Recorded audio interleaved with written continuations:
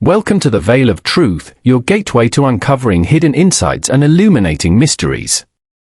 I'm thrilled you've joined our global community. Whether you're watching from a bustling city skyline or a quiet countryside, we're glad you're here.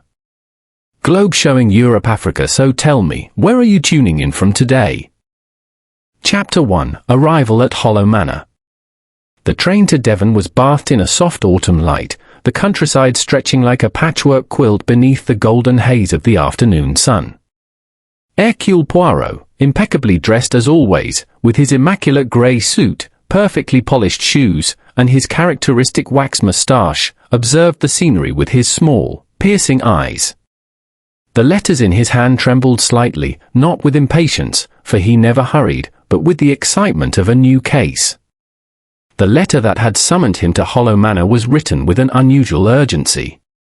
Miss Eleanor Tremaine, a young woman of barely 27, had described her father's sudden death in a manner that suggested more than mere misfortune. Poirot, who always trusted the nuances of human expression, sensed that behind her elegant handwriting lay fear, perhaps even terror. The station at Devonport was small and quiet, save for the whistle of the departing train and the occasional cries of gulls sweeping inland from the sea. Poirot, carrying only a modest leather satchel, stepped down onto the platform. The brisk coastal air ruffled his hair, though his moustache remained perfectly in place. A carriage awaited, its polished wood gleaming in the fading light. The coachman, a taciturn man with a solemn expression, lifted his hat in acknowledgement and assisted Poirot inside. "Miss Tremaine is expecting you at Hollow Manor, sir," the man said in a low, respectful tone. "It is some 15 miles, through the cliffs and the lanes. A fine, eerie place, if I may say so." Poirot's small hands adjusted the lapels of his jacket. "Eerie, you say? Ah. It is good, n'est-ce pas? Mystery always benefits from a touch of atmosphere." His eyes twinkled with delight, as though the very word, eerie, promised an intellectual feast. The carriage rattled along the winding lanes, the cliffs of Devon rising sharply on one side, the sea glinting dark and restless on the other. Poirot's gaze, however, was less on the scenery than on the subtle gestures of the people he encountered along the way, the nervous twitch of a hand, the furtive glance of a dog, the rigid posture of a man leaning against a fence. Even in this quiet corner of the world, human behavior offered its secrets freely to a keen observer. By the time the carriage reached Hollow Manor, the sun had dipped below the horizon, and a thin veil of mist clung to the ground. The manor itself was a commanding presence, built of dark stone and crowned with towers and turrets that seemed to pierce the sky. Ivy crept up the walls like fingers seeking entry, and the large windows reflected the last traces of daylight with a cold, unwelcoming gleam. Poirot noted the details with characteristic precision, the slight bow in the front gate, the careful placement of a gardener's spade against the stone wall, and the faint traces of footprints that led up the gravel path. "Ah," he murmured to himself, "there is always a story in the smallest mark." The carriage came to a halt before the grand entrance, and Poirot stepped down, adjusting his gloves with deliberate elegance. The door opened almost immediately to reveal Mrs. Langford, the housekeeper, who was all stiff posture and nervous glances. Her eyes, dark and watchful, seemed to flicker with apprehension as she assessed the newcomer. "Mr. Poirot, I presume?" she asked, her voice betraying a hint of tension. "I am Mrs. Langford, housekeeper of Hollow Manor. Miss Tremaine is expecting you. Please, follow me." Poirot inclined his head slightly, his small moustache twitching with approval. "Madam, it is a pleasure. One feels already the gravity of a case in the very air of this house, n'est-ce pas?" Were supported by wooden beams intricately carved with the faces of long-dead ancestors. Oil paintings lined the walls, their subjects stern and unsmiling, each frame slightly askew, as though the very spirits of Hollow Manor preferred to observe the living from a subtle angle. Poirot's eyes lingered on every detail, the subtle dust on the corners of the frames, the polish of the banister that suggested frequent but cautious use, the faint scratch on the floorboards near the fireplace. Each observation, minute as it might seem to others, offered him a clue about the life of the household. At the top of a sweeping staircase, Poirot was introduced to Miss Eleanor Tremaine. She was tall, with hair the colour of chestnut in autumn, and eyes that reflected both intelligence and unease. Her hands trembled slightly as she extended them to meet his, and her voice, though soft, carried the strain of sleepless nights. "Mr. Poirot," she said, "thank you for coming so quickly. I hardly know where to begin. My father, Sir Reginald, he is dead. But it is not natural death. I feel it, I know it." Poirot's small grey eyes regarded her calmly, yet with acute interest. "Mademoiselle, you are correct to trust your instincts. The instinct of the heart is often the first whisper of truth. And yet, we must also trust reason, n'est-ce pas? Tell me exactly what occurred." Eleanor led him to the study, a room lined with bookshelves that reached the ceiling, the scent of old leather and dust mingling with the faint tang of brandy. Poirot's gaze swept the room with methodical precision. He observed the chair slightly pushed back from the desk, the half-finished glass of brandy, the small note crumpled in Sir Reginald's hand, and the faint scuff marks on the floorboards. Every object seemed to tell a story, if one knew how to listen. "I found him like this," Eleanor said, her voice barely above a whisper. "He had been working on his memoirs. When I entered the room, he was slumped over the desk, his face full of terror. There was no sound, no struggle. It is frightening, Monsieur Poirot." Poirot nodded slowly, leaning slightly forward to inspect the note. The ink was smudged, but the handwriting bore the careful, deliberate loops of a man used to writing with precision. He noticed a small stain at the edge, almost imperceptible. "Ah," he murmured, "sometimes the smallest stain, the faintest scent, can reveal more than 100 words." Eleanor watched him closely, hope and anxiety flickering across her features. Poirot, with his habitual blend of elegance and thoughtfulness, straightened and adjusted his jacket. "Mademoiselle, do not fear. I shall uncover the truth. But we must proceed with patience, observation, and, above all, respect for the subtleties of human nature. Often, the mind speaks before the hand, and the smallest hesitation is more revealing than the loudest accusation." As they stood in the silent study, the manor seemed to close around them, the shadows lengthening in the corners of the room, the wind whispering through the ancient walls. Poirot's mind, ever alert and methodical, began to arrange the pieces of the puzzle. Somewhere within these walls, he knew, lay the truth, hidden not only in evidence but in the intricate workings of the human heart. And so, Hercule Poirot's investigation into the mystery of Hollow Manor began, under the watchful eyes of its silent portraits, and the uneasy gaze of its anxious mistress.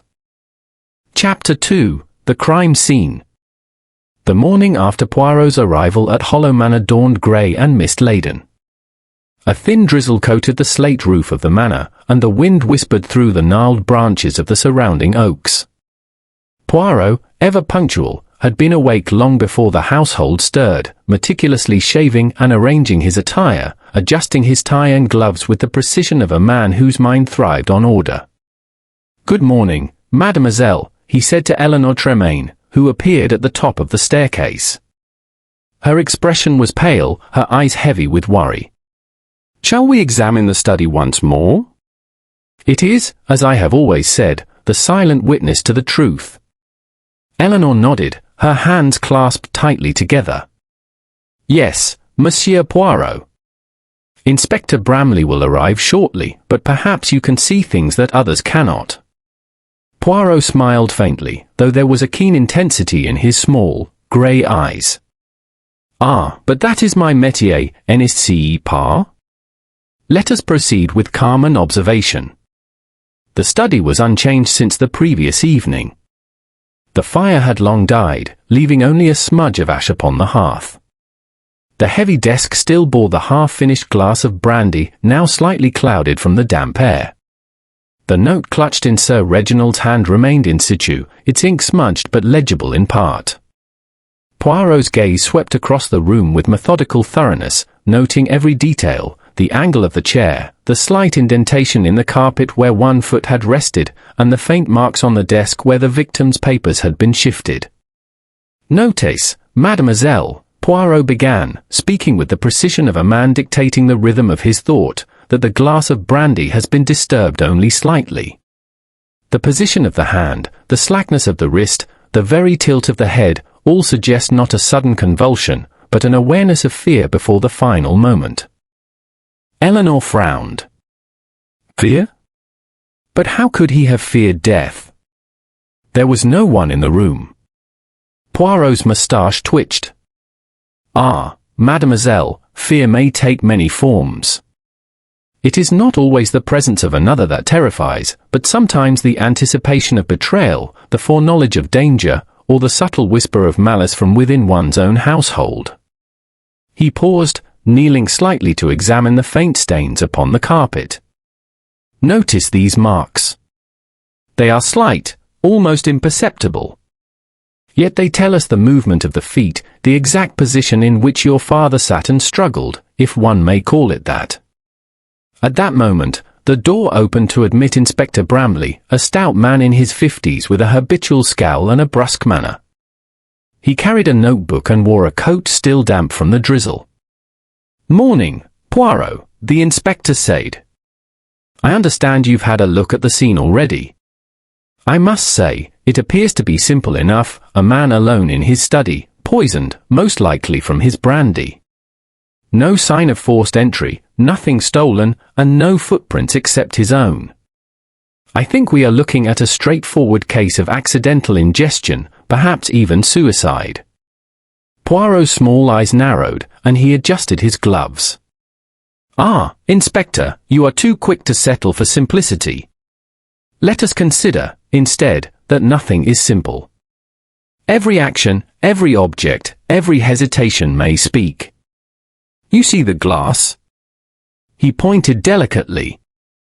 "The level of the brandy, the way it has been lifted, the residue upon the rim, all suggest that it was not drunk in haste, nor without awareness of its contents." Bramley raised an eyebrow. "You mean to say he knew he was being poisoned?" Poirot nodded slightly. "Or, at the very least, he sensed an unusual presence, an intention, perhaps, that struck him with fear. Observe the note." He picked it up gently with a white handkerchief. The note, though partially smudged, contained a hurried scrawl mentioning something about a hidden heirloom and a warning against trust. Poirot inhaled lightly, noting the faint chemical scent clinging to the paper. "Notice this, Inspector. There is a slight aroma of almonds. You are familiar with its significance?" Bramley's brow furrowed. "Cyanide, of course. But surely—" "Ah, but one must not assume," Poirot interrupted smoothly. "Cyanide may be present in many forms. Its scent is subtle, and its presence can be masked by other substances. The clever murderer does not reveal their hand so boldly. We must study the minutiae, the movement of the glass, the arrangement of the papers, the very direction in which the body fell." Poirot rose and moved to the window, drawing aside the heavy draperies. The morning light, weak and diffused through the mist, fell upon the desk and carpet, illuminating tiny details missed in artificial light. A small smear upon the brass handle of the desk drawer caught his attention. It was nearly invisible, but he noted it with satisfaction. "Ah, Inspector, here we have a mark. Faint, yes, but telling. The drawer was opened not by your average hand, but by one accustomed to care, to precision. Someone knew where the papers were, and where to leave the note to be discovered." Eleanor shivered. "Do you mean someone in the house?" Poirot's eyes met hers, calm yet piercing. "It is highly probable, mademoiselle. The house is large, yes, but familiar to its residents. The true crime often happens within the circle of trust. Fear thrives in the presence of familiarity, n'est-ce pas?" He moved to the bookshelves, tapping lightly upon each volume, noting their alignment and the dust upon their spines. One book, a thick leather-bound volume, protruded slightly from the rest. Poirot's fingers brushed it, and he noticed a faint, greasy residue on its spine. Pulling it gently, he revealed a shallow compartment in the shelf. Inside lay a small, empty vial, its label worn away. Poirot held it up to the light. "Ah," he murmured, "a clever concealment. Someone intended for this to remain hidden. Yet even concealment leaves a trace." Inspector Bramley peered over his shoulder. "Aha! Proof of murder, then?" Poirot shook his head slowly. "Evidence, perhaps, of preparation. Not of the act itself. The crime is in the intention and execution, not merely the tools used. We must follow the path of human behavior, not merely the objects left behind." Poirot returned to Sir Reginald's body, or rather the space it had occupied. He traced the slight impressions in the carpet and noted the alignment of the chair and desk.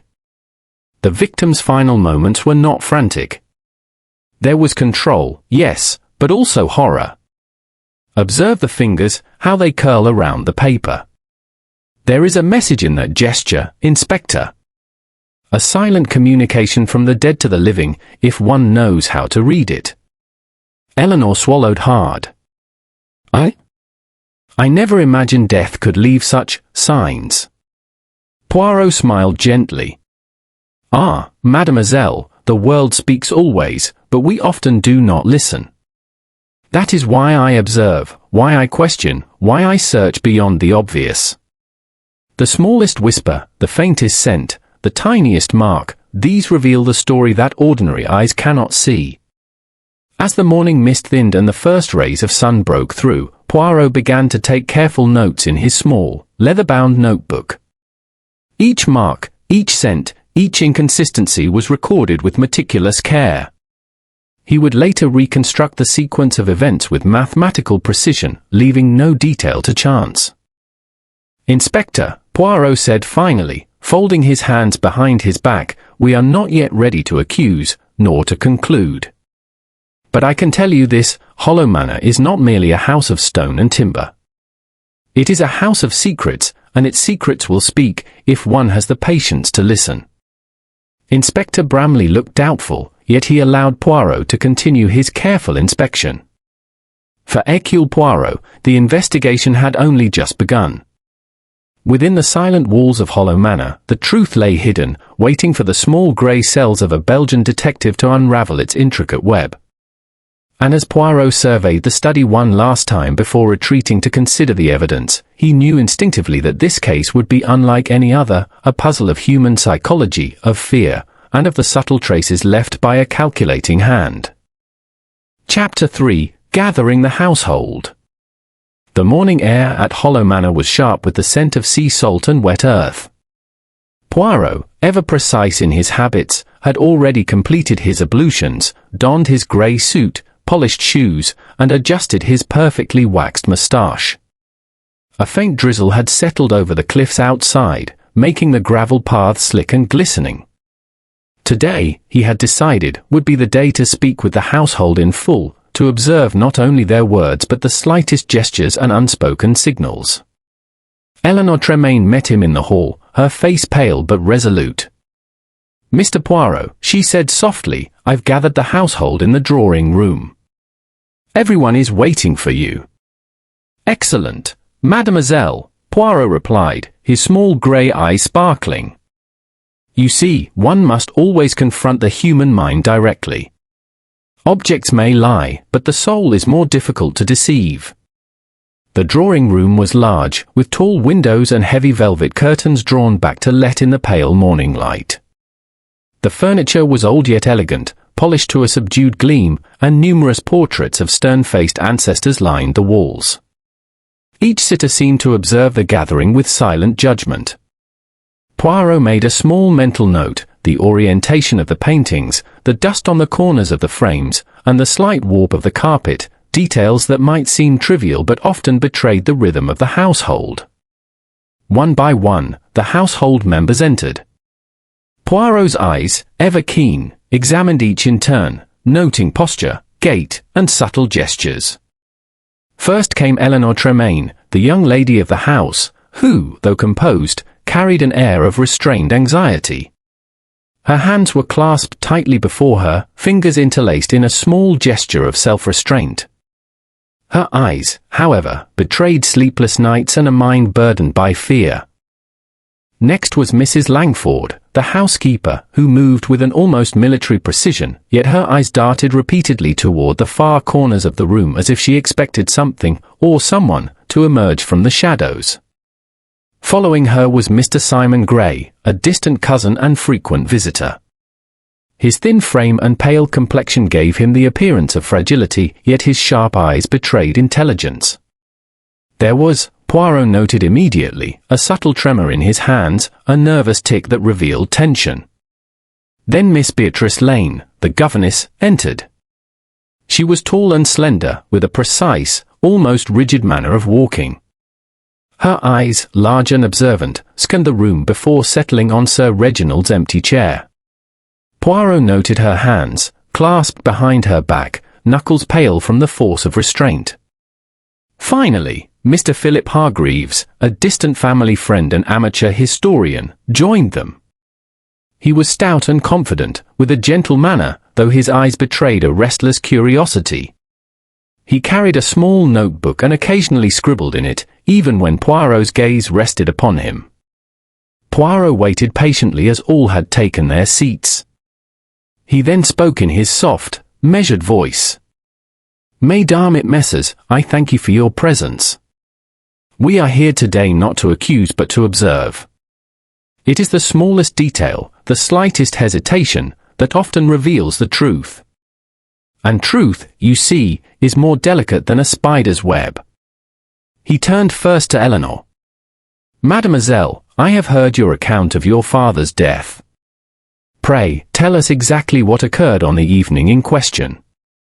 Speak calmly, and do not omit the smallest detail, no matter how insignificant it may seem." Eleanor took a deep breath. "It was after dinner. My father retired to the study, as was his habit.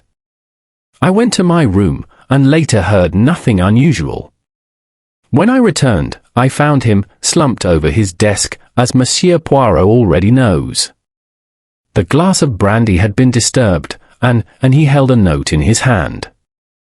I called Mrs. Langford at once, and we found no sign of intrusion, no disturbance, nothing except my father, like that." Poirot nodded, steepling his fingers. "Very good, mademoiselle. And did you notice anything unusual in the hours leading up to his retirement? Visitors? Sounds? Or a change in his manner?" Eleanor shook her head. "No, nothing out of the ordinary. But, last week, he seemed anxious about something. He spoke of a secret, a hidden heirloom, and warned me to trust no one completely. I did not think much of it at the time." Poirot's moustache twitched. "Ah, the seed of fear is often planted long before the harvest. This heirloom, we shall return to it." He turned to Mrs. Langford. "Madam, you have served Hollow Manor faithfully for many years. Did you notice anything unusual on the evening of Sir Reginald's death?" Mrs. Langford hesitated, wringing her hands. "Well, I did hear a sound in the library, but I thought it was only the wind. And I saw Mr. Gray near the study door, though he said he was merely passing." She avoided Poirot's direct gaze, a flicker of tension passing across her lined features. Poirot's small eyes rested on Simon Gray. "You, monsieur, were seen near the study. Pray, explain." Simon swallowed and adjusted his collar nervously. I went to fetch a book for my cousin Eleanor. Nothing else, I swear. I did not enter the study." Poirot observed his hands, the slight tremor in his fingers, the subtle shift of weight from one foot to the other. A man nervous, yes, but nervousness may mask guilt, or it may mask fear. We must see which." Poirot turned to Beatrice Lane, the governess. "Mademoiselle, you were in charge of the children that evening. Did anything occur? Did you notice anything unusual?" Beatrice's eyes flickered momentarily. "No, Monsieur Poirot. The children went to bed as usual. I did hear a footstep on the stairs, but I assumed it was Miss Eleanor returning." Poirot's gaze sharpened. But footsteps are rarely so simple. They may deceive, mislead, and frighten. One must always ask, who benefits from confusion? Finally, he regarded Philip Hargreaves. "Monsieur, you were present at the manor that evening. Did you observe anything?" Hargreaves smiled politely. "Nothing more than the usual evening, Monsieur Poirot. I spent most of the time in the library, examining some historical documents. I only left briefly to check on the fire in the study." Poirot nodded, not interrupting, but noting the subtle inconsistencies between their statements and the evidence he had already observed in the study. The glass, the note, the slight smudge on the desk, all pointed to careful manipulation by someone intimately familiar with the household. He allowed a small pause, letting the tension build. "Mesdames et messieurs," he said, his voice calm but compelling, "we must remember that a household is like a small theatre. Every gesture, every glance, every hesitation is part of a performance. And yet, the truth cannot hide forever. It whispers, even when one believes it is silent. My task is to listen to that whisper." Poirot then asked each member to recount their movements in detail from the late afternoon to the discovery of Sir Reginald. As they spoke, he observed micro-expressions or the slight tightening of a jaw. The fleeting glance to a distant wall, the subtle tapping of a foot. Small contradictions emerged. Mrs. Langford claimed she never left the kitchen, yet there were faint footprints leading from the back corridor to the study. Simon Gray said he merely passed the study, yet his coat bore a faint smell of the brandy that had poisoned Sir Reginald. Beatrice's hands trembled slightly when questioned about the library. Hargreaves claimed to have been in the library, but the angle of the chair suggested otherwise. Poirot smiled faintly to himself. The theatre of truth is always entertaining. And yet, the smallest detail will reveal the culprit, if one knows where to look.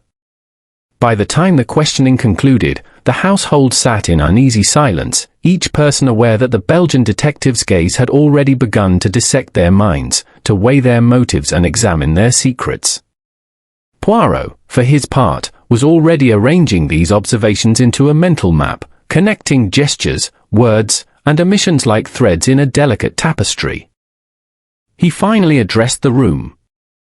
"We shall not leap to conclusions, nor make accusations without proof. Yet I ask you all to remember, in Hollow Manor, the walls have ears, the floors have memory, and the smallest whisper may carry the truth. For the moment, I require only patience, attention, and honesty." As he spoke, Poirot's mind wandered to the study, to the note in Sir Reginald's hand, and to the faint trace of almonds he had smelled the evening before. He knew instinctively that the murderer was close, intimate with the house, and cunning enough to manipulate fear itself. But, as always, patience and observation would reveal the truth in time. And so, within the grand drawing-room of Hollow Manor, under the watchful eyes of portraits and the anxious gazes of the household, Hercule Poirot set the stage for the intricate investigation that would follow. The puzzle was far from complete, but the small grey cells of a Belgian detective had begun their methodical work. Chapter 4: A Curious Clue. The morning sun, pale and hesitant, filtered through the tall windows of Hollow Manor, illuminating motes of dust that danced lazily in the still air. Outside, the coastal fog had begun to lift, revealing the jagged cliffs and restless sea beyond. Poirot, impeccably dressed in his grey suit and polished shoes, was already awake, meticulously arranging his small notebook, pen, and magnifying glass on the mahogany side table in his room. To him, no detail was too small, even the faintest dust speck could reveal a human action. After a quiet breakfast, Poirot requested a private tour of the manor from Eleanor Tremaine. "Mademoiselle," he said with his characteristic precision, "the house itself is part of the story. Each wall, each corridor, each shadow, may whisper secrets if one knows how to listen. You will show me, n'est-ce pas?" Eleanor, pale but resolute, led him through the hallways with careful footsteps. Mrs. Langford followed at a discreet distance, her eyes flickering nervously between the detective and the walls. As they passed the library, Poirot's gaze was drawn to the arrangement of the shelves. The books were organized with methodical precision, yet one volume protruded slightly, a subtle imperfection in an otherwise perfect order. Poirot's small hands brushed the book's spine gently. "Ah, very interesting," he murmured. With a deft movement, he pulled the volume forward, revealing a shallow cavity behind it. Inside lay a small, dusty collection of letters, sealed envelopes, and a leather-bound diary. Poirot's eyes sparkled with interest. "Diary?" Eleanor asked, her voice barely above a whisper. "I did not know my father kept one." Poirot examined the cover carefully, noting the faint scent of old paper and leather. "Ah, the diary of Sir Reginald. It is highly probable that it contains thoughts and observations, perhaps even a hint of the tension that led to his untimely death. Let us see." Flipping through the fragile pages, Poirot's keen eye immediately detected an entry dated just a week before Sir Reginald's death. The writing, meticulous as ever, carried an unusual tremor, as if the hand that held the pen had been shaken by worry. The entry read, "The midnight rose must remain protected. There are those close to me who would see it claimed by unscrupulous means. I must trust no one entirely, not even those whose loyalty I have long valued." Poirot tapped his fingers lightly against the page. "Ah, oui, the heirloom. Mademoiselle, your father feared that someone within the household sought the midnight rose. This is no idle fancy. There is planning, calculation, and most likely observation by the culprit." Eleanor's hands trembled slightly.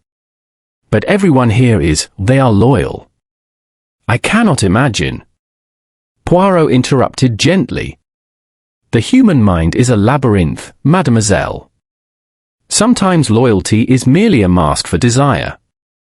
We must remember that the closer one is, the easier it is to conceal intentions." As they continued through the library, Poirot's eyes caught a faint smudge on the polished floorboards near the corner of the room. "Notice, mademoiselle, the slight disturbance of dust. Someone has passed here recently. It is subtle, yes, but the evidence is precise. Observe the direction, from the library to the corridor beyond. A secret path, perhaps." Eleanor frowned. "A secret path? I have never seen one." Poirot smiled faintly. "Ah, mademoiselle, many houses, especially those of long lineage, contain secrets hidden to ordinary eyes. But the smallest mark, the faintest abrasion, can betray its existence." He moved to a section of the wall and pressed lightly. There was a hollow sound. Poirot's eyes twinkled with satisfaction. With a gentle push, a small panel slid open, revealing a narrow passage, dark and lined with dust. Eleanor gasped. "I had no idea." Poirot stepped into the passage, lantern in hand, noting with precision the faint footprints in the dust. They were small, neat, and deliberate, indicative of someone accustomed to moving quietly and carefully. The passage led directly to a side corridor that opened near the study, a route that would allow unseen access to Sir Reginald's workroom. "Ah, it seems the murderer, if we may use that term," Poirot said softly, "knew the house well.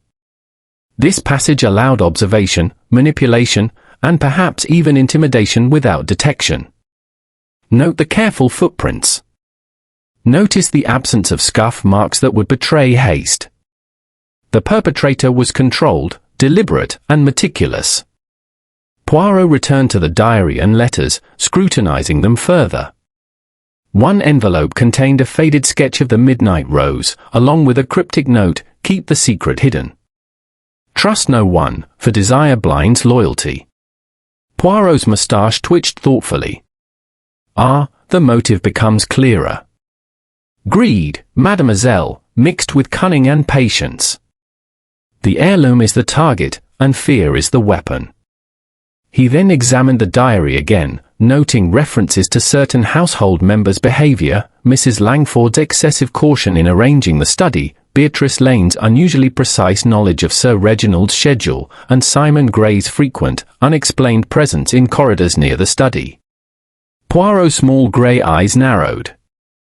Each observation, when considered alongside the secret passage, began to form a subtle pattern. Poirot spoke softly, almost to himself.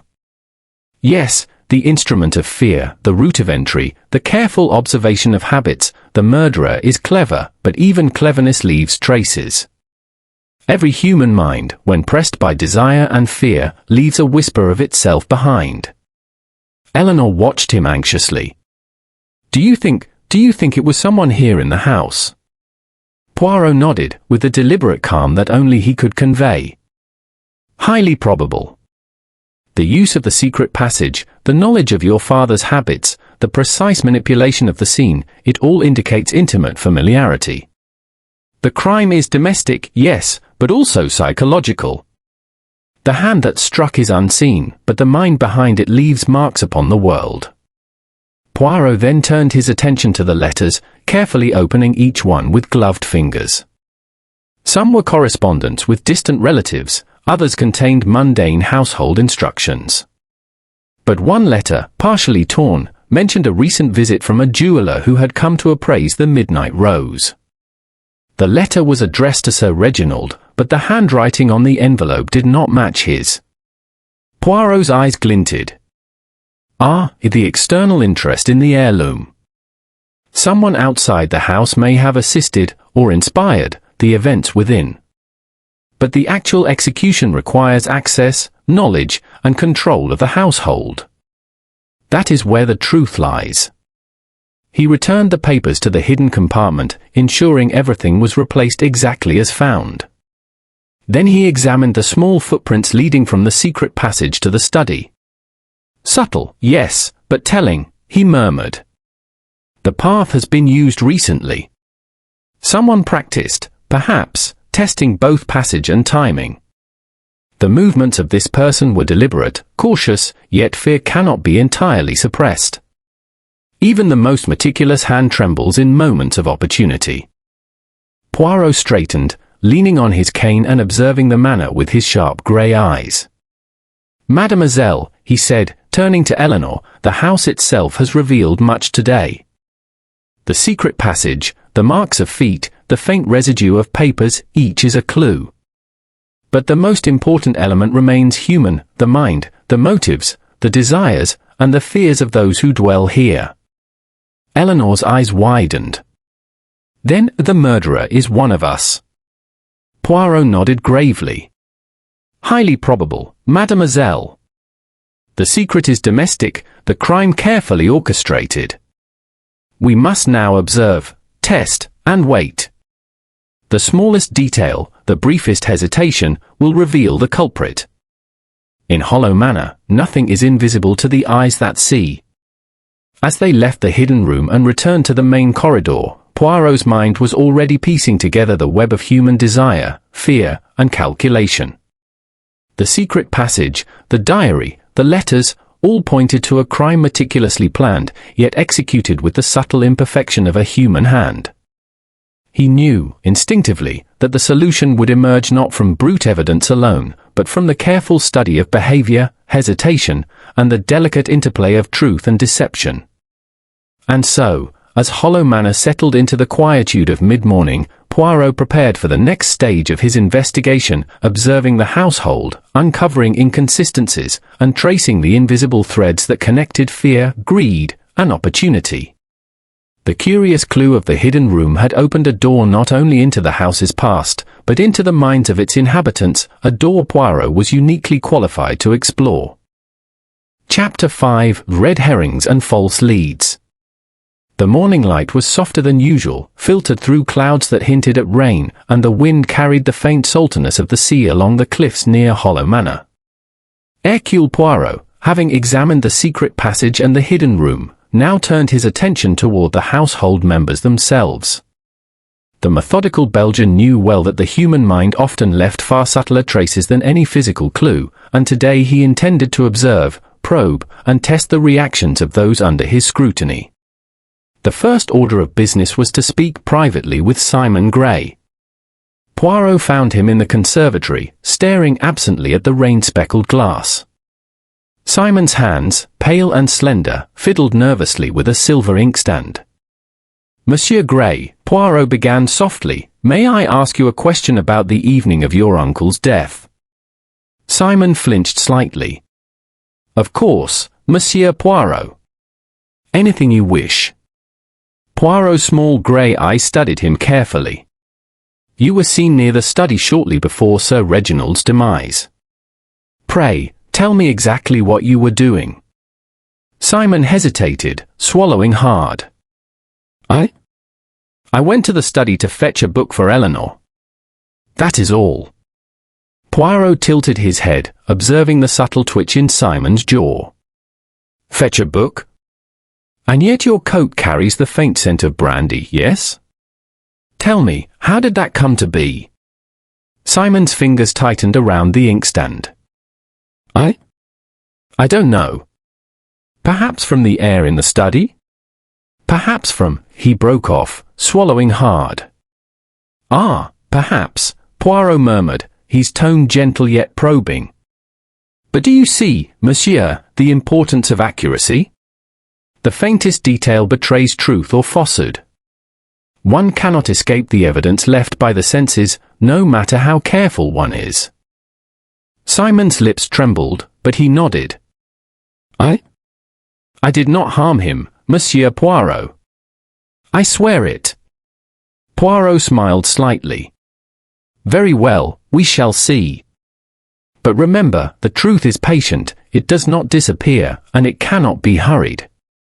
Leaving Simon, Poirot next visited Mrs. Langford, the housekeeper, in the kitchen.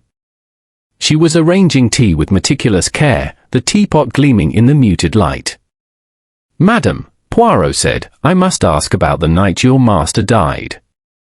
You mentioned hearing a sound in the library. Pray, tell me more." Mrs. Langford wrung her hands.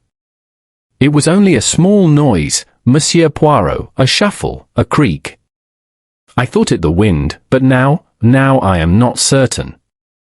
And then I saw Simon near the study door, though he said he was merely passing. It all seemed innocent enough at the time." Poirot nodded, steepling his fingers. But innocence may wear the mask of guilt, and guilt the mask of innocence.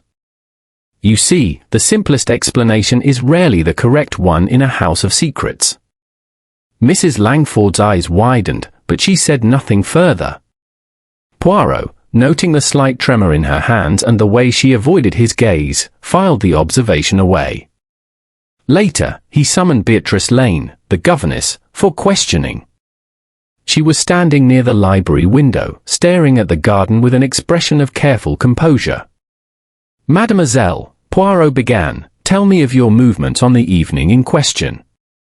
Did you notice anything unusual, any sound, any shadow, or any deviation from the ordinary?" Beatrice's hands remained clasped behind her back, but her knuckles were white. "Nothing significant, Monsieur Poirot. The children were in bed, and I was attending to my duties. I did hear footsteps on the stairs, but I assumed it was Eleanor returning to her room." Poirot's small eyes narrowed slightly. "Footsteps, yes, a curious detail. Tell me, mademoiselle, would you recognize them if you heard them again?" Beatrice hesitated, her eyes flicking to the door, then back to Poirot. I believe so." Observe, mademoiselle," Poirot murmured softly. "Even when truth is hidden, hesitation betrays the mind. Fear and calculation leave marks more lasting than fingerprints. With these interviews concluded, Poirot arranged a private meeting with Eleanor. He wished to test her reactions as well as gather more insight into the family's dynamics. In the study, surrounded by the faint scent of old books and brandy, Poirot spoke. "Mademoiselle," he said, "we have discovered a hidden passage, a secret room, and the diary. These indicate careful planning and calculation. The question is, who among those present had the motive, the opportunity, and the skill to manipulate the scene so precisely?" Eleanor's hands trembled slightly as she wrung them together. I do not know. Everyone here has been kind, helpful. I cannot imagine any of them harming my father." Poirot's gaze was steady, unflinching. But kindness is no shield against desire. And desire blinds judgment and encourages cunning. The heirloom, the midnight rose, was known to all in the house, was it not? Eleanor nodded, a faint shadow crossing her face. "Yes, it is famous, valuable. But everyone knew my father would never part with it." Poirot allowed a faint smile. "Exactly, mademoiselle. That is why subtlety was required. The crime is psychological as well as physical. The murderer relies on fear, on deception, on careful misdirection." Later that afternoon, Inspector Bramley arrived with what he considered conclusive evidence. A small vial of cyanide had been discovered in Simon Gray's coat pocket. Bramley looked triumphant. "Monsieur Poirot, surely this proves our man. He had access to poison and the means to use it." Poirot's small eyes twinkled. He took the vial gently, holding it up to the light. Indeed, the presence of cyanide is curious. But observe closely. There is a faint residue of powder that does not match the poison in the brandy. Someone has planted this, yes, to mislead. The cleverness is admirable, but even misdirection leaves a whisper. Simon, pale and trembling, protested vehemently. "I did not do this. I was going to use the cyanide for rats in the attic. It was never meant for my father." Poirot nodded thoughtfully, noting Simon's genuine distress. The mask of misdirection. Very well executed by another. But as I have said, the truth whispers. It does not lie. By evening, Poirot had pieced together a series of observations that suggested careful planning and psychological manipulation. He noticed subtle patterns, Mrs. Langford's nervous glances toward the library, Beatrice Lane's detailed knowledge of Sir Reginald's schedule, and Simon Gray's unusual presence near the study. Each clue, while seemingly minor, formed a web of human behavior that pointed toward the murderer's identity. Poirot gathered Eleanor in the drawing room as the rain began to patter against the windows. "Mademoiselle," he said softly, "today we have encountered red herrings, misplaced evidence, misdirected suspicion, and deliberate misstatements. The vial planted on Simon, the footsteps attributed to Beatrice, the nervousness of Mrs. Langford, these are all shadows intended to confuse. But shadows, no matter how convincing, vanish when illuminated by observation and reason." Eleanor looked worried. "Then, how will we know the truth?" Poirot's eyes, bright with calm certainty, met hers. "Patience, mademoiselle. The truth is like a jewel buried beneath layers of sand. One must remove each grain carefully, without haste. The next step will reveal more hesitation, more misstatement, more fear. And from these, we shall reconstruct the events of that dreadful evening."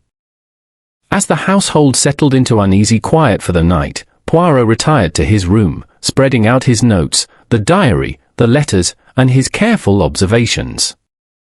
He began to map the paths of each household member, their probable motives, and the inconsistencies in their statements. His mind, as always, worked with geometric precision, arranging facts, fears, and misdirections like pieces of a delicate puzzle. He paused and looked out the window at the darkening cliffs. The wind carried the distant roar of the sea, mingling with the faint sound of hollow footsteps in the manor. Poirot smiled faintly.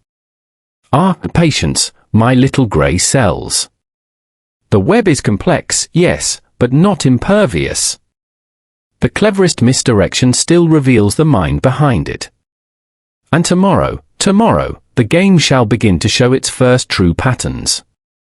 Thus, the household slept uneasily, each resident unaware that the Belgian detective's keen eye had already begun to disentangle the lies, red herrings, and subtle deceptions that hid the murderer among them.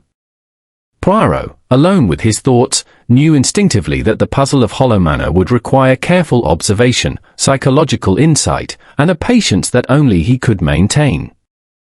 Chapter 6: Psychological Tension. The morning at Hollow Manor began with a thin mist clinging to the grounds, weaving through the hedges and curling around the gnarled branches of the oaks. Inside, the household moved with an uneasy quiet. The previous day's events, the discovery of the secret passage, the diary, the planted vial of cyanide, and Poirot's subtle questioning, had unsettled everyone. Tension was palpable, like an electric current running through the walls. Poirot, however, was serene. He sat in the drawing room, small grey eyes sharp, hands steepled, observing the household with the precision of a surgeon. To him, fear, hesitation, and deception were like visible threads. He only had to trace them carefully to understand the design. He called the household together under the pretense of a morning assembly. The drawing room, with its tall windows, portraits of stern ancestors, and polished wooden floorboards, became a stage. Each household member took a seat, and Poirot's eyes flicked from one to the next. "Mesdames et messieurs," Poirot began, "we have examined the study, the hidden room, and even traced certain movements within the house. But a crime, like a work of art, is revealed not merely by its objects but by the psychology of those involved. Today, we shall observe not what is seen, but what is hidden." He fixed Mrs. Langford with his gaze. "Madam, you have been loyal to Hollow Manor for many years. Yet loyalty is sometimes tested, is it not?" Mrs. Langford's hands trembled slightly. I do not understand, Monsieur Poirot." Poirot allowed a faint smile to flicker across his face. "Ah, but you see, subtle gestures speak louder than words. Observe how the hand tightens, how the eyes flit toward distant corners. Fear reveals itself, madam, even when the mouth denies it." He then turned to Beatrice Lane, the governess. "Mademoiselle, your knowledge of the household is remarkable. You anticipate schedules, understand habits, and yet, do you always act without thought?" Beatrice shifted slightly in her chair, hands clasped tightly behind her back. Poirot noticed a faint blanching of her knuckles. I do not know what you mean, Monsieur Poirot." "The meaning is simple," Poirot said softly. "We are testing patience, observation, and honesty. Your reactions, even the slightest, are clues." Next, he addressed Simon Gray. "Monsieur, your presence near the study has already been noted. Yet hesitation is not guilt, and fear is not always deceit. Tell me, what do you fear most in Hollow Manor?" Simon's lips pressed tightly together. "I fear misunderstanding, Monsieur Poirot. I have no desire to harm anyone." Poirot inclined his head slightly. "Ah, and yet, fear sometimes manifests in action, intentional or otherwise. The mind is a labyrinth, and desire can mislead even the most honest." Finally, Poirot studied Eleanor. "Mademoiselle, you are aware that a secret passage exists.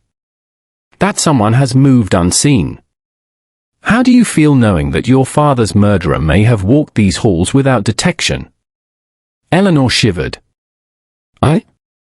I feel frightened, Monsieur Poirot. And yet, I want to know the truth." Poirot's small smile returned. "Very good, mademoiselle.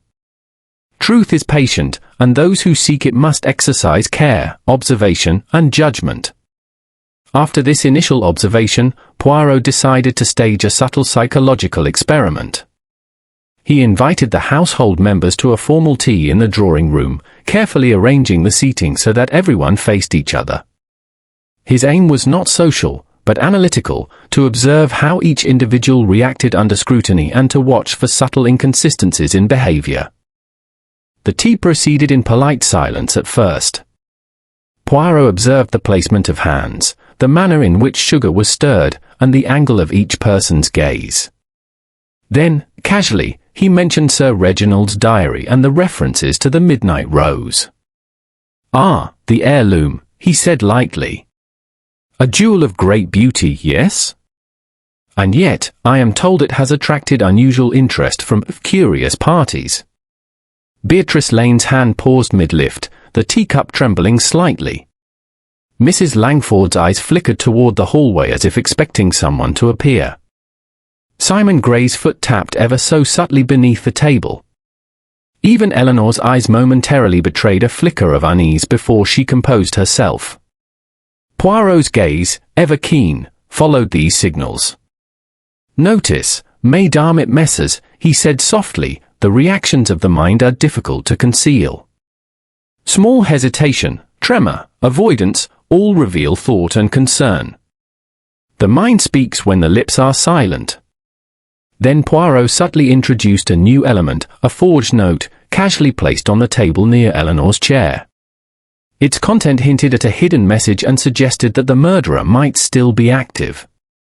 He observed reactions carefully. Beatrice glanced at the note with an almost imperceptible widening of the eyes. Mrs. Langford's hand twitched toward her lap as if to cover it. Simon's face reddened slightly. Eleanor stared at it with genuine confusion. Poirot smiled inwardly. The note, a small device, had begun to reveal hidden anxieties. He could now separate genuine fear from contrived innocence. Later, he asked casual questions about the layout of the house and the timing of events on the night of Sir Reginald's death. Each household member's answers were polite but revealing. Small contradictions emerged. Simon described a corridor differently than Mrs. Langford. Beatrice misstated the exact time she saw a door ajar, and Hargreaves incorrectly recalled the placement of a study chair. Poirot noted every discrepancy carefully, recognizing that these subtle inconsistencies were threads leading toward the culprit. As the afternoon progressed, Poirot retreated to his private study, arranging his observations. He sketched the paths taken by each household member, marking points of hesitation, anxiety, or contradiction. The secret passage, the diary, and the forged note were all pieces in a larger pattern. Poirot's mind worked with mathematical precision, linking psychology, timing, and subtle deception. By evening, Poirot had reached a preliminary conclusion: the murderer was not only clever but also psychologically manipulative. They had studied the household carefully, used the secret passage, and planted misdirection to divert suspicion. Yet, despite the cunning, they had left subtle traces in behavior, hesitation, and fear as signs that Poirot's meticulous observation could detect. Poirot called Eleanor to his side. "Mademoiselle, the household is a stage. Each member acts a part, yet the mind betrays itself in small ways. Observe?" Beatrice's glance at the note, Mrs. Langford's twitch, Simon's shifting weight, each a whisper of truth. Eleanor's eyes were wide. "So, you know already?" Poirot shook his head slightly. "Not yet. But patience is key. The mind cannot fully conceal itself when it is under observation, especially when fear and desire are at play.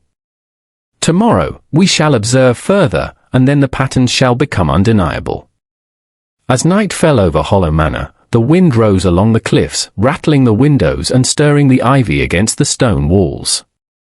Inside, the household retired with unease, each person feeling the weight of Poirot's penetrating gaze. In the quiet, the detective sat alone with his notes, his mind assembling the puzzle like an intricate jigsaw. He smiled faintly to himself. The web is complex, but not impenetrable. The cleverest deception cannot fully disguise the mind's tremor, the hand's hesitation, or the whisper of fear. The truth is patient, yes, and tomorrow, it will speak more clearly. Thus, the tension in Hollow Manor deepened, each household member caught in the quiet anxiety of suspicion, while Poirot's small grey eyes observed every gesture, preparing for the next stage of revelation. Chapter 7, The Final Piece. The next morning at Hollow Manor was crisp and still, the fog that had haunted the cliffs dissipated, leaving a pale sunlight that touched the stone walls and gardens with a tentative warmth. The household moved through their routines with an uneasy politeness, aware that the Belgian detective's keen observation was never idle. Even the faintest twitch, the smallest glance, could betray hidden thoughts, and Poirot's small grey eyes caught everything. Poirot had spent the previous night organizing his observations. Every subtle hesitation, every contradiction, every shadow of fear had been noted meticulously in his small notebook. The secret passage, the hidden diary, the forged note, the footprints, and the psychological tremors of the household members, all were pieces of a complex puzzle. Now, he was ready to assemble them into a coherent whole. He summoned the household to the drawing room once more. This time, there was a tangible tension in the air, heavier than the day before. Each member took their seat, attempting to appear calm, though subtle signs of anxiety betrayed them. Beatrice Lane's hands were clasped tightly, knuckles pale, Mrs. Langford's eyes flickered nervously to the windows, Simon Gray's foot tapped restlessly beneath the table, Hargreaves attempted casual conversation, but his voice lacked its usual confidence. Even Eleanor seemed aware that today was pivotal. Poirot entered with deliberate calm, his posture impeccable, his small grey eyes scanning each face. He carried nothing, for he needed only his mind, his observations, and the silent testimony of human behavior to reveal the truth. Mesdames et messieurs, he began, his voice soft but commanding, we have spent days observing, questioning, and examining both the house and its inhabitants. We have discovered secrets hidden behind walls, letters that whisper of concern, and traces of anxiety that none could entirely conceal. Today, the final piece of the puzzle shall emerge, not from conjecture, not from speculation, but from the evidence that human nature itself provides. He paused, letting the weight of his words sink in. Then, turning to Simon Gray, he spoke gently. Monsieur Gray, you were near the study on the evening of Sir Reginald's death. The evidence suggested possibility, and yet, your fear is genuine. The trembling of your hands, the tap of your foot, these are signs not of guilt, but of concern and misunderstanding. Simon swallowed, nodding. Yes, yes, Monsieur Poirot. I would never harm my uncle. Poirot inclined his head slightly. Merci. Now we may consider another. He turned to Mrs. Langford. Madam, your devotion to Hollow Manor is unquestioned, yet I observed hesitation, nervous glances, and avoidance when we discussed the secret passage and Sir Reginald's diary. Tell me, why?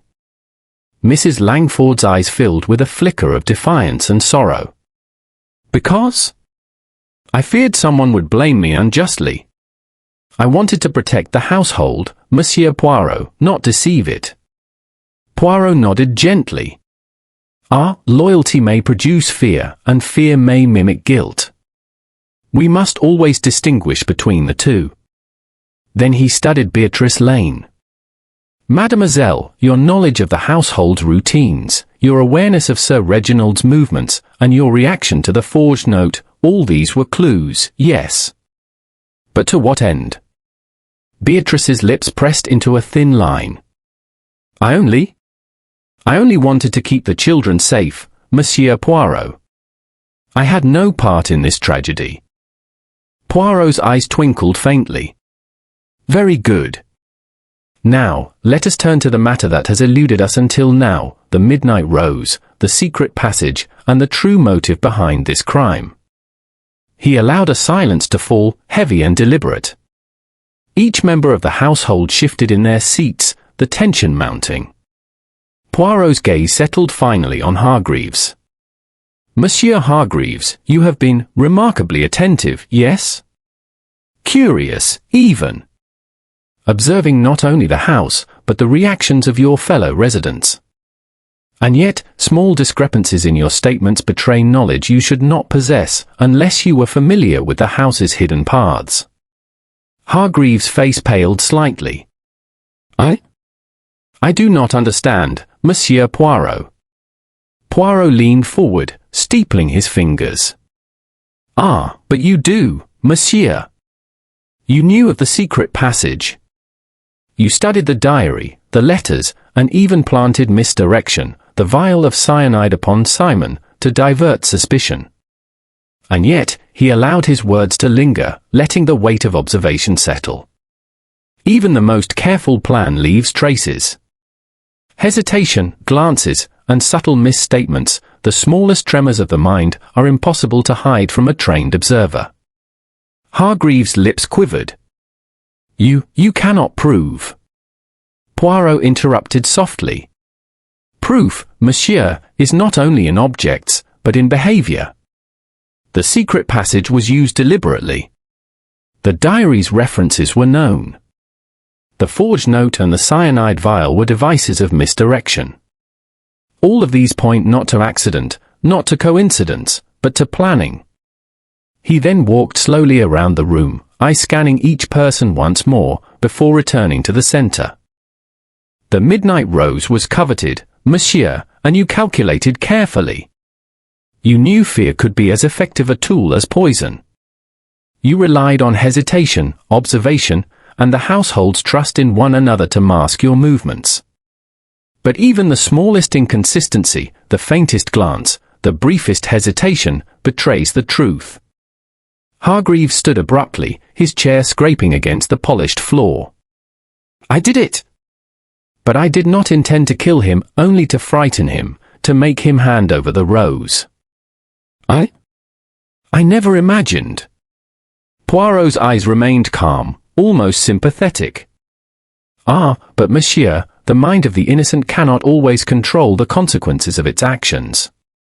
Fear can kill as surely as poison. You underestimated human reaction, and the result was tragedy. Eleanor gasped softly, covering her mouth with her hand. So, it was you all along. Poirot nodded, voice gentle but firm. Yes, mademoiselle. The crime was domestic, carefully planned, and executed using both knowledge of the house and psychological manipulation. Yet, as always, human nature betrays the cleverest plan. Hargreaves' desire and fear created small inconsistencies that, when observed patiently, revealed the truth. He turned finally to the others. And let this be a lesson, the cleverest misdirection may confuse for a time, but truth, like light, finds a way through shadows. Fear, hesitation, and deception leave marks far more enduring than fingerprints. Observe, listen, and question, for the smallest detail may hold the key. Inspector Bramley stepped forward, taking Hargreaves into custody. The room was silent, each member of the household absorbing the revelation. Poirot, standing quietly, allowed the gravity of the moment to settle. He then spoke to Eleanor. Mademoiselle, your father's death was tragic, yes. But now the web of deceit has been untangled. The heirloom, the secret passage, and the devices of fear have been revealed. Justice, though delayed, is now at hand. And remember this, truth is patient, even in the most complex human drama. Eleanor, still pale but with a flicker of relief in her eyes, nodded. Thank you, Monsieur Poirot. I cannot express how much your insight has helped. Poirot smiled faintly, adjusting his gloves. It is not I, mademoiselle, but observation, reason, and the careful study of human nature that reveal the answer. The little grey cells, as I always say, are the most powerful tool in discovering truth. He lingered for a moment, gazing around the room at the household.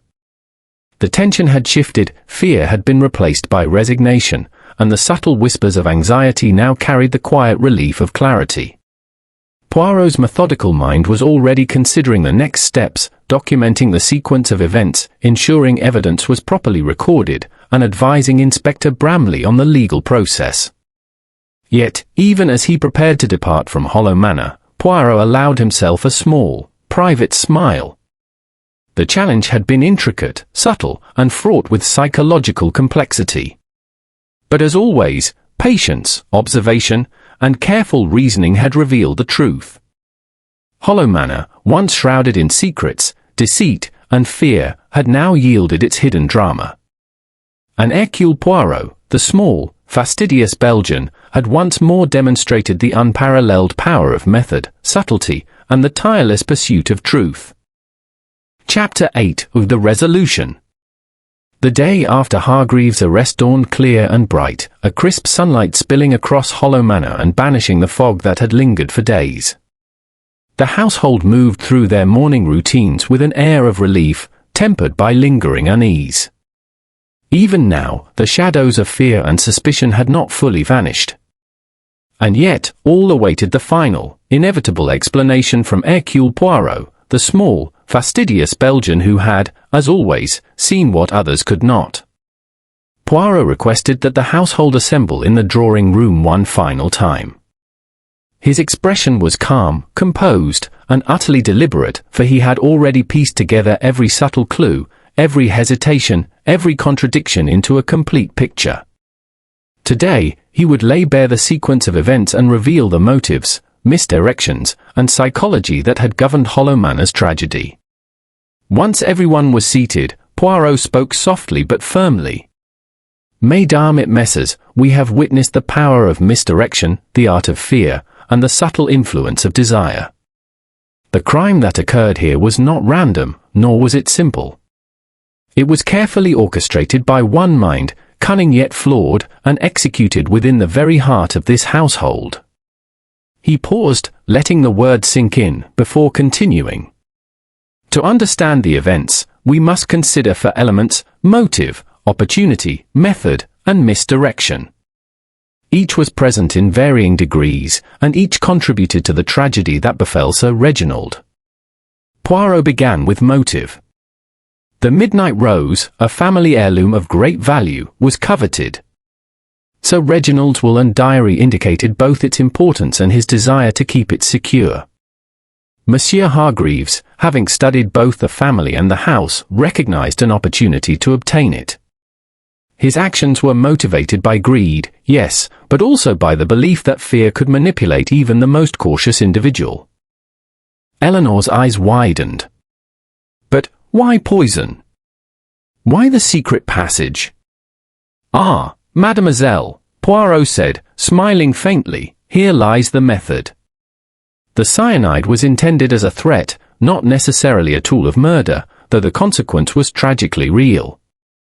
The secret passage allowed Hargreaves to move unseen, to observe and influence, and to plant evidence in a way that would confuse others. Every footstep, every mark of dust, every careful action was designed to create an illusion of innocence elsewhere. Poirot leaned slightly on his cane, fixing Hargreaves' empty chair with a penetrating gaze. The misdirection, Mesdames et messieurs, was exquisite. The planted cyanide, the fabricated footsteps, and the forged note, each was intended to mislead and confuse.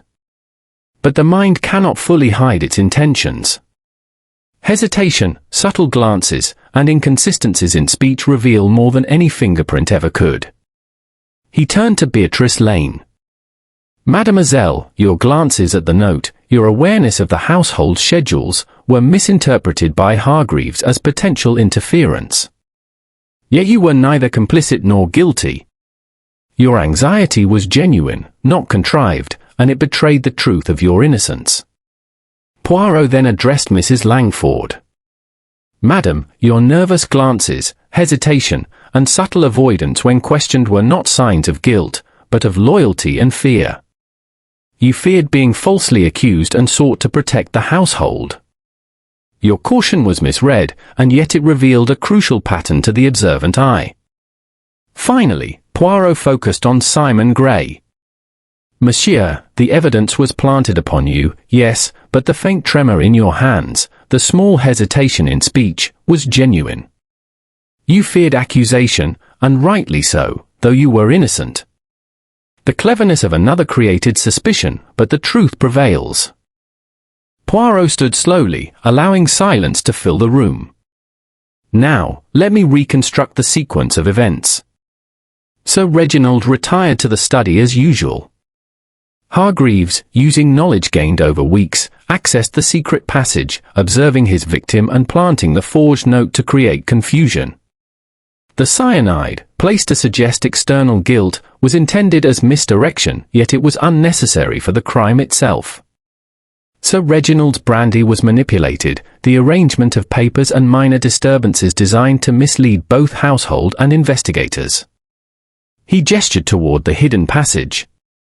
The secret route allowed Hargreaves to move with precision, unseen.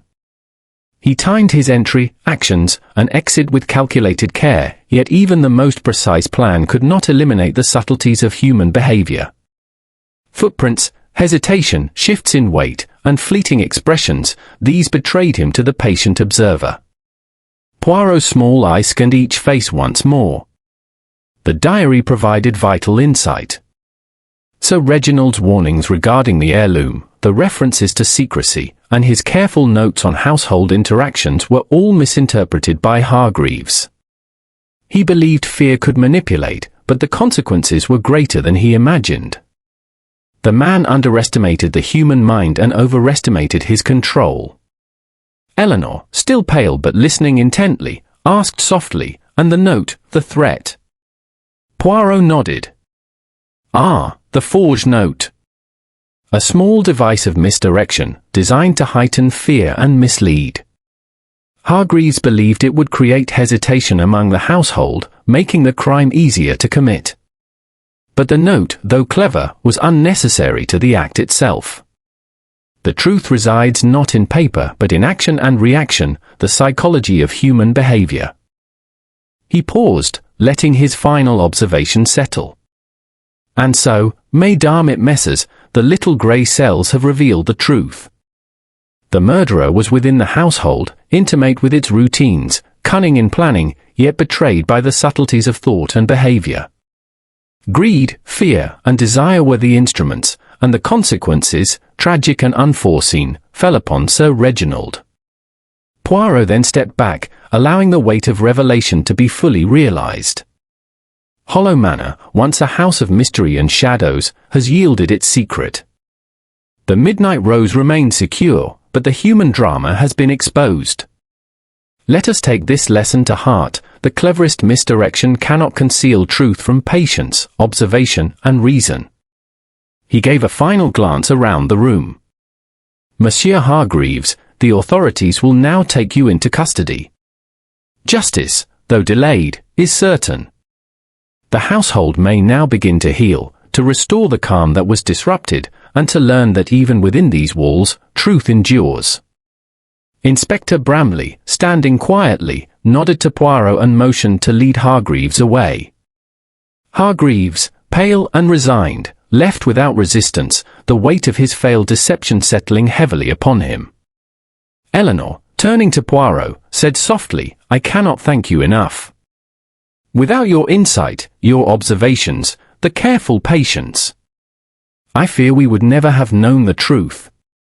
Poirot smiled faintly, his small, fastidious hands folded neatly before him. "Ah, it is not I who deserve thanks, mademoiselle, but the method, observation, and reason. The little grey cells reveal what is hidden, and patience allows the mind to see through shadows. Your father's death was a tragedy, yes, but truth is now restored." He lingered a moment, studying the household, each face reflecting relief, exhaustion, and contemplation. The house itself, mesdames et messieurs, has been a witness. Walls, floors, passages, and objects, these carry the memory of human action. And though cunning may create confusion, the mind leaves traces. To observe, to reflect, and to reason, this is the path to justice. With that, Poirot finally took his leave. The household watched him depart, a sense of calm settling over Hollow Manor for the first time in days. The mystery, intricate and subtle, had been unraveled not by brute force or luck, but by meticulous observation, careful reasoning, and a profound understanding of human nature. Hollow Manor, once shadowed by secrecy, fear, and misdirection, now held the quiet peace of resolution. And Hercule Poirot, the small, methodical Belgian detective, had once again demonstrated that patience, subtlety, and the tireless pursuit of truth are the most powerful instruments in uncovering even the most carefully concealed crime.